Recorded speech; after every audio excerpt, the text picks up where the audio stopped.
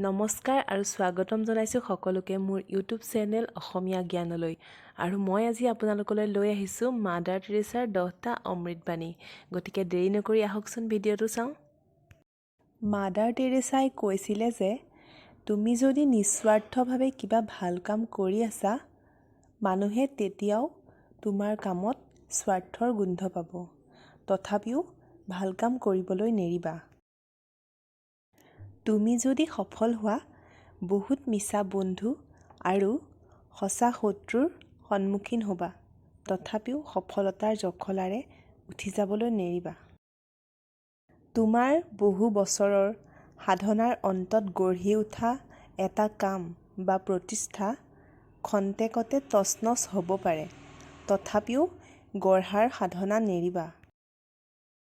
সততা আৰু স্পষ্টবাদিতাৰ বাবে বহু সময়ত তুমি হয়তো আঘাত পাবা। তথাপিও সৎ আৰু স্পষ্টবাদী হ'বা। কাৰোবাক আঘাত দি নাভাবিবা যে তেওঁ অবুজ বা দুৰ্বল। মনত ৰাখিবা, তেওঁ তোমাক বিশ্বাস কৰিছিল, যাৰ তুমি যোগ্য নাছিলা। সহায়ৰ প্ৰয়োজন হোৱা লোকক সহায়ৰ হাত আগবঢ়াবলৈ যাওঁতে তেওঁলোকে তোমাক আক্ৰমণ কৰিব পাৰে।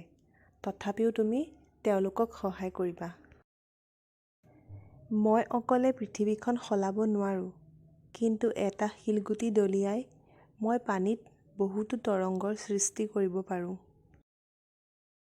জীৱনত কিছুমান মানুহ আহে আশীৰ্বাদ হৈ আৰু কিছুমান মানুহ আহে শিক্ষা হৈ। আমাৰ মনত যদি শান্তি নাথাকে, তেতিয়াহ'লে আমি পাহৰি গৈছোঁ যে আমি এক পথৰ পথিক।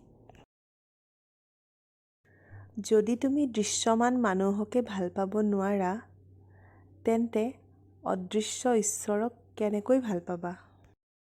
ধন্যবাদ আৰু ভিডিঅ'টো চাই কেনে পালে জনাবলৈ নাপাহৰিব।